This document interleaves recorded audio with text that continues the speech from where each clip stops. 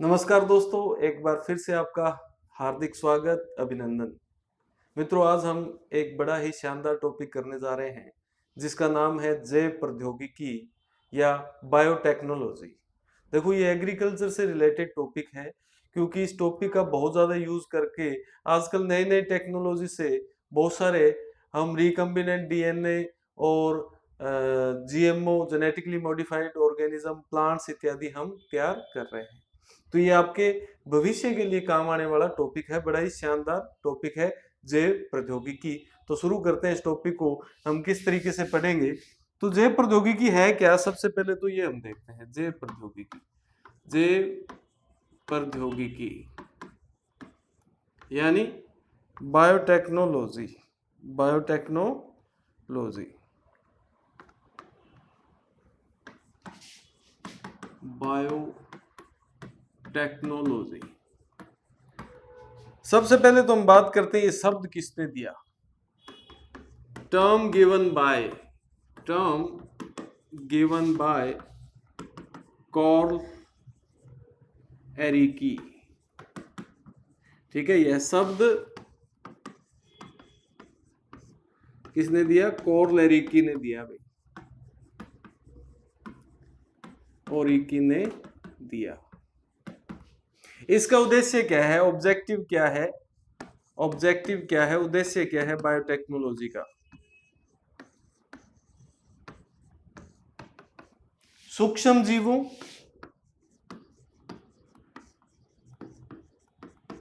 जंतु व पादपों के आनुवंशिक पदार्थ में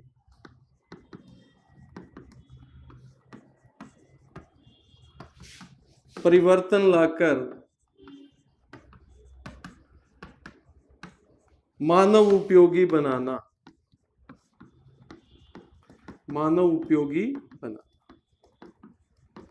यानी आपको किसी जीन की जानकारी है और वो जीन बड़ा महत्वपूर्ण है, कोई पर्टिकुलर प्रोटीन बनाता है, जैसे हमारा इंसुलिन बनाने वाला जीन है, उस जीन को किसी दूसरे जीव के अंदर ट्रांसफर कर दो, सूक्ष्म जीव में कर दो, तो वो जीन हमारे लिए इंसुलिन या कोई पर्टिकुलर प्रोटीन इत्यादि बनाने लगेगा, हम उससे उत्पादन ले सकते हैं। परंतु उसके अंदर वो डिजायरेबल, वो वांछित जीन हमें पहुंचाना पड़ेगा। या किसी, जैसे गाय है, कोई उसके अंदर ऐसा जीन डाल दो जिससे उसकी दूध उत्पादन बढ़ जाए, कोई कुत्ता है उसकी ज्यादा क्षमता बढ़ जाए सूंघने की, ऐसा जीन डाल दो। या कोई ऐसा पादप तैयार कर दो जो कीटों के प्रति प्रतिरोधक क्षमता रखता हो, यानी उसके अंदर ऐसा जीन डालो जिससे वो जहर बनाए और कोई अगर कीट उसको खाए तो वो मर जाए। तो ये है बायोटेक्नोलॉजी। ठीक है, changing in genetic material of micro organism, animal and plant to make them human beneficial। ठीक है, मानव उपयोगी, ह्यूमन बेनिफिशियल हमें बनाना है, ये ध्यान रखना है, क्योंकि अगर इसका हम दुरुपयोग करें तो वो कुछ अलग ही चीज बन सकती है, खतरनाक चीज भी बन सकती है जो मनुष्य के लिए नुकसानदायक हो सकती है। तो ये है बायोटेक्नोलॉजी का उद्देश्य। तो हम करेंगे कैसे, ऐसे जीनों का स्थानांतरण करेंगे कैसे? तो इसके अंदर हम एक बड़ी महत्वपूर्ण चीज पढ़ते हैं, जेनेटिक इंजीनियरिंग।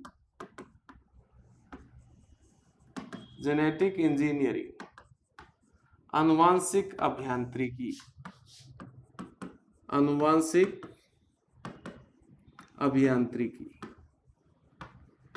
इस आनुवांशिक अभियांत्रिकी के तहत हम जीनों की अदला बदली कर सकते हैं, जीनों में चेंजेस ला सकते हैं, किसी एक जीव का जीन दूसरे में ट्रांसफर कर सकते हैं। और इसके जो जनक हैं बच्चों, फादर या जनक जो है वो है पोल बर्ग।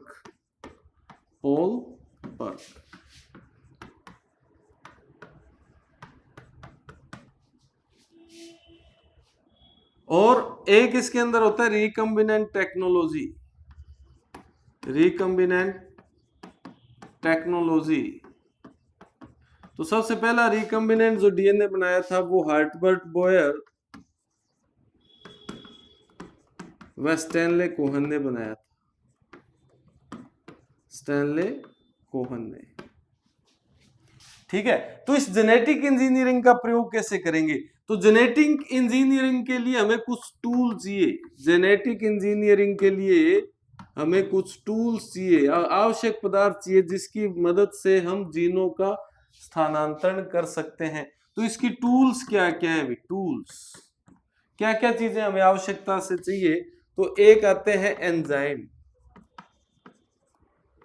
ठीक है, एंजाइम्स। एक आता है जीन स्थानांतरण विधि, जीन स्थानांतरण विधि, ठीक है, टेक्निक ऑफ जीन ट्रांसफर। तो इसमें एंजाइम कौन कौन से चाहिए वो भी मैं आपको बता देता हूं। एंजाइम चाहिए भैया, एक तो रेस्ट्रिक्शन एंडोन्यूक्लियस, रेस्ट्रिक्शन एंडोन्यूक्लियस, ध्यान रखना भाई ये बहुत इंपॉर्टेंट है, रेस्ट्रिक्शन एंडोन्यूक्लियस। इससे क्वेश्चन आता है भाई, आर ई काटने वाली आर ई, आर और ई, रेस्ट्रिक्शन एंडोन्यूक्लियस। एक एंजाइम चाहिए हमें लाइगेज, इनका महत्व क्या है वो भी मैं आपको बताऊंगा। एक हमें चाहिए लाइसिन। ये तीन प्रकार के एंजाइम हमें आवश्यक होते हैं जेनेटिक इंजीनियरिंग में। इनका क्या यूज है वो भी मैं आपको बताऊंगा। और अगर हम बात करें जीन स्थानांतरण की विधि के, तो एक तो होती है वाहक द्वारा, बायवेक्टर, और एक होती है प्रत्यक्ष स्थानांतरण। प्रत्यक्ष स्थानांतरण यानी डायरेक्ट मेथड, डायरेक्ट मेथड। ये पॉइंट्स हमने लिख लिए, अभी हमने इनकी चर्चा करनी है, अभी ये चीजें क्या क्या हैं। तो सबसे पहले हम बात करते हैं एंजाइम की। एंजाइम, तो एंजाइम में सबसे पहले हम बात कर लें लाइसिन की। तो लाइसिन क्या काम आएगा? लाइसिन यह कोशिका की बाह्य झिल्ली को गलाता है, जिससे कोशिका के आनुवांशिक पदार्थ को पृथक किया जा सकता है। आनुवांशिक पदार्थ को पृथक किया जा सकता है।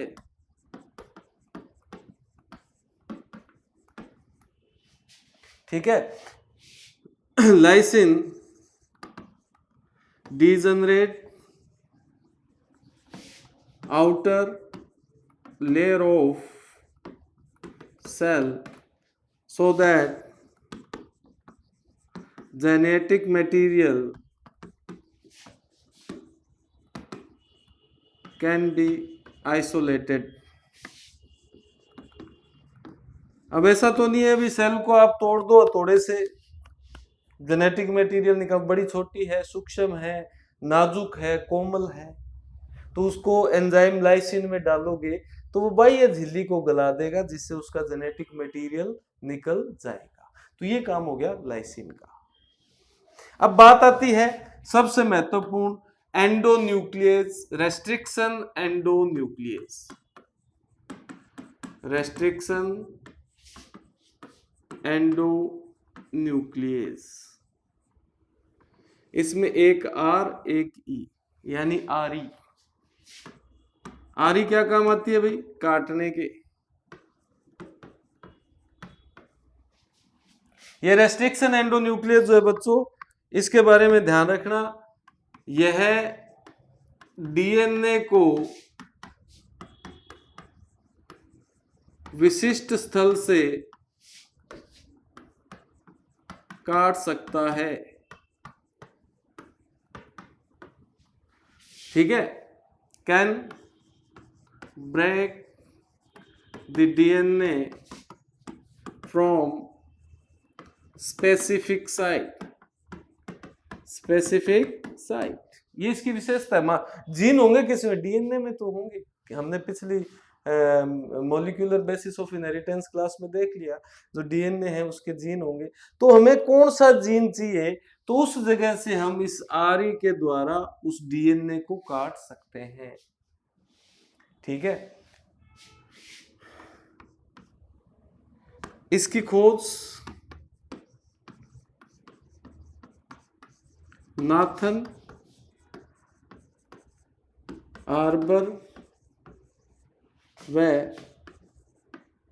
स्मिथ ने की थी भी। 3 वैज्ञानिक थे,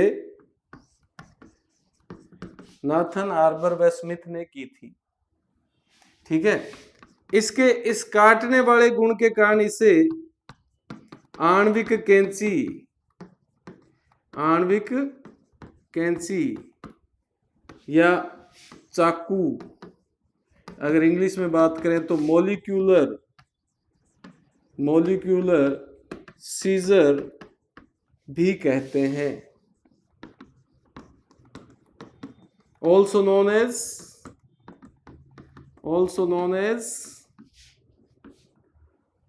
molecular सीजर, ये इसकी विशेषता है। अब ये प्राप्त किससे होता है? किन किन जीवाणुओं से प्राप्त हो सकता है? भी आरई जो है, रेस्ट्रिक्शन एंडोन्यूक्लिक जो है, यह हेमोफिलस इन्फ्लुएंजा, थर्मोसिक्विटस, ई कोलाई,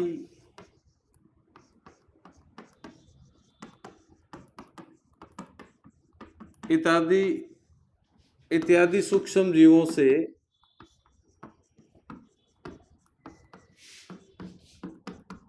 प्राप्त होता है।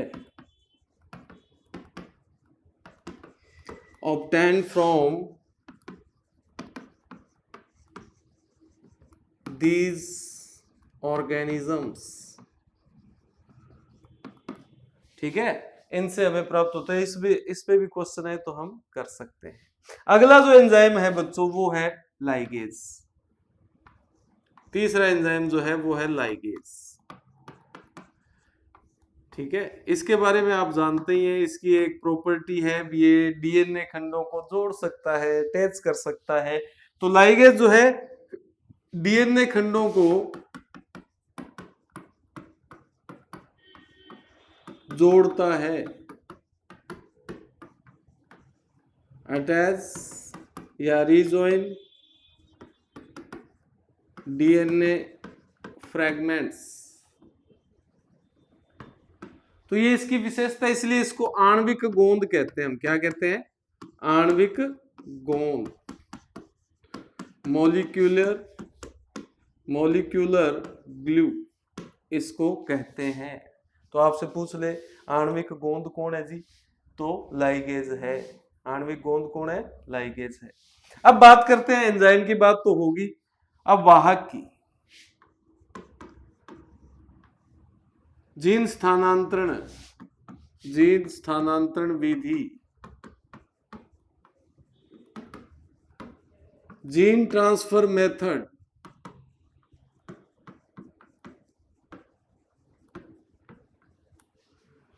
तो भाई जीन ट्रांसफर मेथड मैंने आपको 2 तरीके से बताए, वाहक द्वारा, बाय वेक्टर, या इसे हम अप्रत्यक्ष स्थानांतरण भी बोल सकते हैं। अप्रत्यक्ष स्थानांतरण या इनडायरेक्ट मेथड। भी हम कह सकते हैं। तो इसमें वाहक कौन होगा? वाहक के रूप में वो बाद में करेंगे। दूसरा जो पार्ट है प्रत्यक्ष स्थानांतरण, ये हम बाद में करेंगे। इसके बाद डायरेक्ट ट्रांसफर, ये हम बाद में करेंगे। तो सबसे पहले बात करते हैं हम वाहक के रूप में प्लाज्मिड का प्रयोग किया जाता है बच्चों।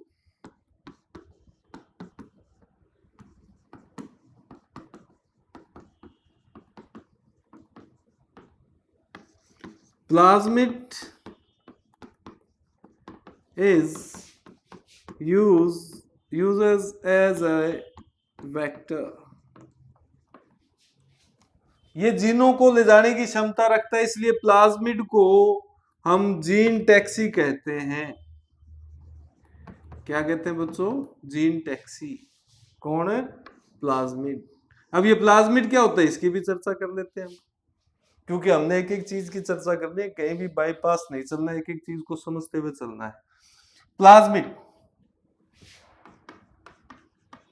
प्लाज्मिड जीवाणुओं में पाए जाने वाला, जीवाणुओं में पाए जाने वाला अतिरिक्त गुणसूत्रीय डीएनए है। अतिरिक्त गुणसूत्रीय डीएनए होता है जो स्वतंत्र रूप से प्रतिकृति कर लेता है। वह जीन को स्थानांतरित करने में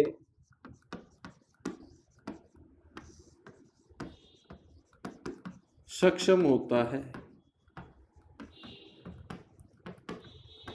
तो इंग्लिश में कैसे लिखेंगे? एक्स्ट्रा क्रोमोसोमल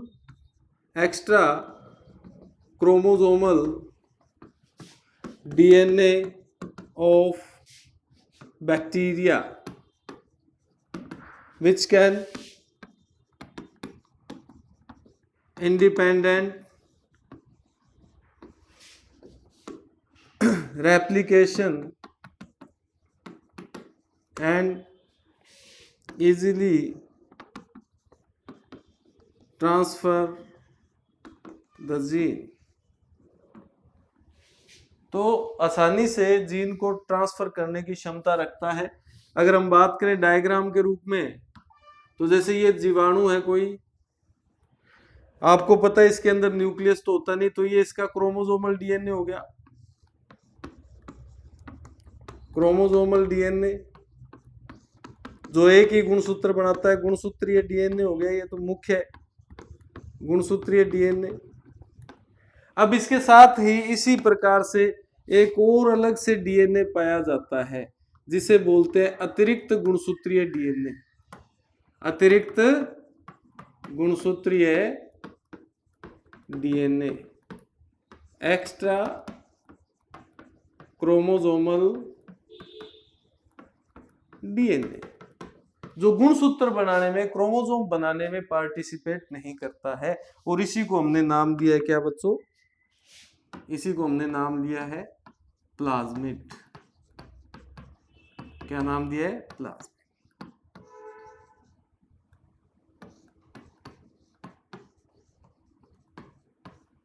ठीक है, आगे बात समझ। तो किस में पाया जाता है? जीवाणु में या बैक्टीरिया में। अब खुशी की बात यह है भी जो जेट के स्टूडेंट हैं जिनके पास एग्रीकल्चर बायोलॉजी थी, तो उसके अंदर ये चैप्टर था, पर दुर्भाग्य की बात यह है भी ये चैप्टर बोर्ड ने कटवा दिया था। फिर अब तो बोर्ड ने खैर प्रमोट ही करवा दिए। तो ये इंपॉर्टेंट चैप्टर है भी आपके लिए। ठीक है, तो वाहक के रूप में ये प्लाज्मिड जो है, ये जो जीन टैक्सी है, दो रूप से पाई जाती है। एक तो होता है कृत्रिम यानी आर्टिफिशियल, जो मनुष्य ने बनाया है। एक होता है प्राकृतिक, नेचुरल, जो जीवों में प्राकृतिक रूप से पाया जाता है। कृत्रिम जो है, कृत्रिम जो मुख्य रूप से चल रहा है बच्चों, वो है PBr 322। ये एक प्लाज्मिड है। यहाँ पे P का मतलब है प्लाज्मिड। क्या मतलब है? प्लाज्मिड। ये दो वैज्ञानिक हैं जिन्होंने इसकी खोज की, बोलिवर, और आर का मतलब है रोड्रिग्यूस, और ये इसका है सीरियल नंबर। क्या है? Serial number. तो बड़ा शानदार है। ये सबसे ज्यादा प्रयोग में लिए जाने वाला प्लाज्मिड है जिसका नाम है PBr 322। प्राकृतिक जो है बच्चों वो दो हैं मुख्य रूप से जो काम आते हैं, एक तो TI और एक RI। TI प्लाज्मिड और RI प्लाज्मिड। अब ये TI प्लाज्मिड क्या है? TI इसका फुल फॉर्म है ट्यूमर इंड्यूसिंग अबुर्द प्रेरक। अबुर्द प्रेरक ट्यूमर की तरह फैल जाता है। तो इसीलिए इसके साथ अगर कोई जीन डालोगे तो वो पूरे पौधे में फैल जाएगा। और इसका जो स्रोत है, सोर्स जो है, यानी ये प्लाज्मिड किससे मिलता है प्राकृतिक, तो ये एग्रोबैक्टीरियम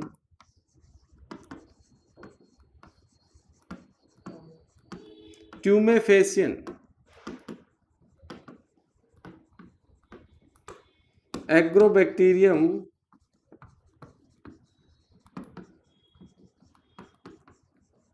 ट्यूमेफेसियन नामक जीवाणु से। ये एक जीवाणु है, सोइल बैक्टीरिया है,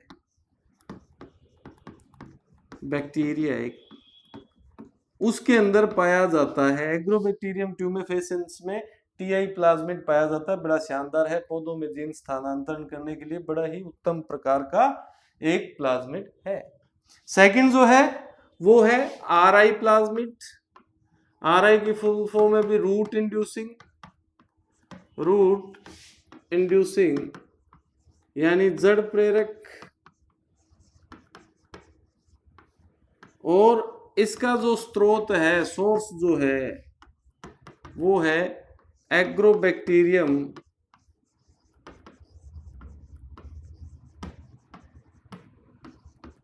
राइजोजीनस। एग्रोबैक्टीरियम राइजोजीनस। तो इस प्रकार का ये जीवाणु है जिसके अंदर ये प्लाज्मिड पाया जाता है। तो ये हो गए जीन स्थानांतरण के प्रत्यक्ष मेथड, ठीक है, सॉरी अप्रत्यक्ष, किसी वाहक किसी और चीज का यूज करके हम जीन को ट्रांसफर कर रहे हैं। इनडायरेक्ट मेथड के अंदर आ जाते हैं। करते किस हिसाब से वो तो मैं पूरा प्रोसेस आपको समझाने वाला हूं। अभी तो हम जो मटेरियल चाहिए उसकी चर्चा कर रहे हैं, अब काम कैसे करेंगे वो प्रोसेस भी हम देखेंगे। बड़ा इजी सा, बिल्कुल इजी चैप्टर है ये, शानदार, जिसमें आनंद आ जाए पढ़कर अगर समझने के प्रयास करेंगे तो। अब अगला जो है वो है प्रत्यक्ष मेथड, डायरेक्ट मेथड।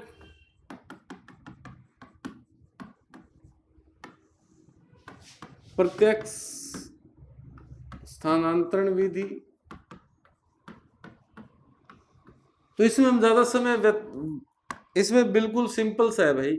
एक तो है शॉटगन मेथड, हिंदी में भी इसको ऐसे लिखते हैं, शॉटगन विधि। आपको पता चल रहा होगा गन की बात, बंदूक की बात चल रही है भी। जेनेटिक मटेरियल को बंदूक पर रखकर गोली की तरह यूज करके कोशिका के गोली मार दो। अब ये बड़ा सूक्ष्म काम है, इतनी ऐसा नहीं है भाई पिस्टल है इतना बड़ा या बंदूक है 12 बोर की, ऐसा नहीं, बिल्कुल सूक्ष्म अंडर मतलब इलेक्ट्रॉन माइक्रोस्कोप के सारे काम होता है। ऐसे इस प्रकार से एक छोटा सा एक गन होती है, उसके आगे जेनेटिक मटेरियल जीन जो है रखा होता है, और उसको प्रेस करते ही वो सीधा सेल के अंदर पहुंच जाता है। पर इसके लिए बहुत ज्यादा टेक्नोलॉजी चाहिए, बहुत ज्यादा एक्सपीरियंस्ड पर्सन चाहिए। गोली धीरे मार दी तो बाहर आ जाएगी, जोर से मार दी तो आगे चली जाएगी। तो ये बड़ा कॉस्टली मेथड होते हैं, ज्यादातर प्रयोग में आते नहीं है। दूसरा है माइक्रो इंजेक्शन।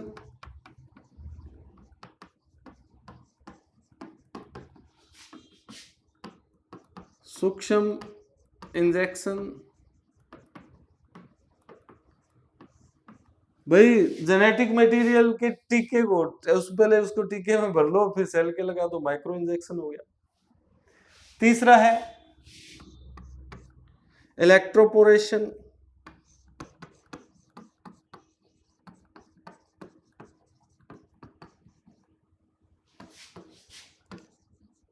विद्युत झटका,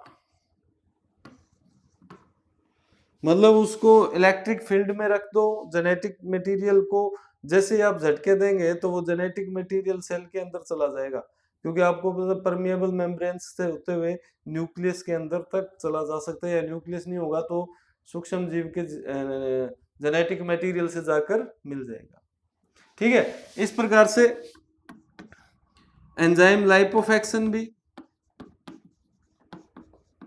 एंजाइमों का यूज करके भी हम जीन को ट्रांसफर कर सकते हैं। तो ये कुछ एक डायरेक्ट मेथड्स जो हैं, इनके द्वारा भी हम जीन ट्रांसफर कर सकते हैं, पर ये कॉस्टली हैं, काफी महंगे पड़ते हैं। एक्सपीरियंस्ड पर्सन चाहिए, बहुत शानदार लैब चाहिए, और बहुत ही महंगे इक्विपमेंट्स भी चाहिए, उपकरण चाहिए महंगे महंगे। तो अब चलते हैं प्रोसेस क्या है। अब मैं आपको प्रोसेस बताता हूँ, ये है समझने वाली बात, विधि क्या रहने वाली है। मान लो बच्चों, आपके पास ऐसा एक जीवाणु है जिसके पास जो डीएनए है, इस डीएनए के अंदर एक ऐसा जीन है जिसका नाम है CRY, और ये जीन जो है कीटों के लिए विषैली प्रोटीन बनाता है, भी विषैली प्रोटीन बनाता है। यानी एक जीवाणु है जिसके अंदर जो डीएनए उसका एक ऐसा जीन है जो प्रोड्यूस टॉक्सिक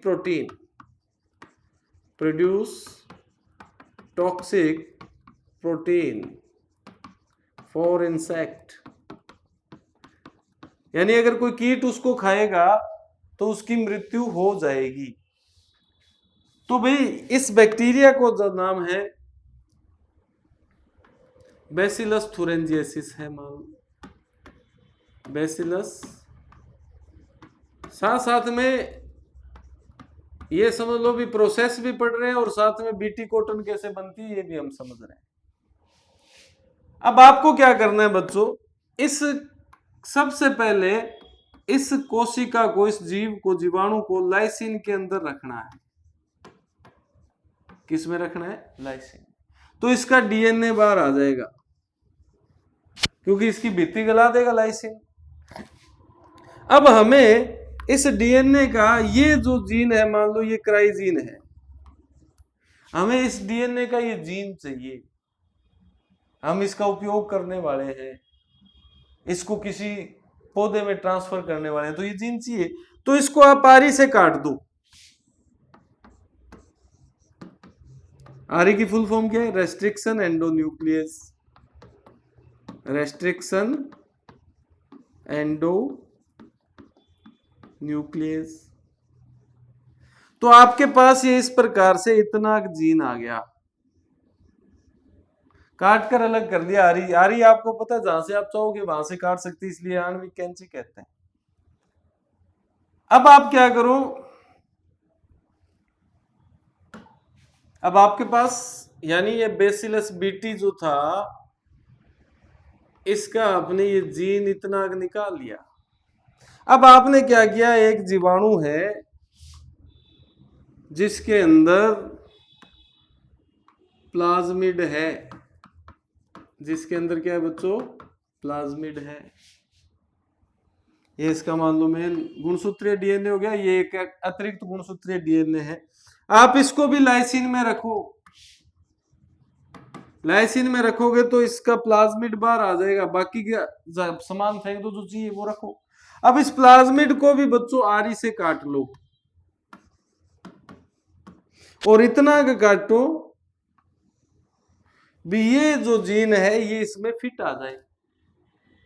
ये भी हम काट सकते हैं, आरी की विशेषता ये है।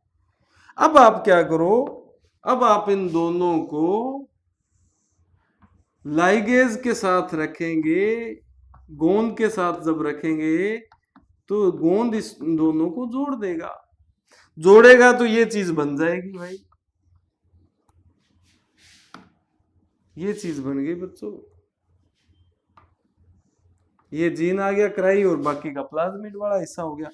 अब ये जो डीएनए है, ये दो जीवों का मिलाकर डीएनए है, इसको बोलते हैं हम रिकम्बिनेंट डीएनए, रिकम्बिनेंट डीएनए या पुनर्योजन,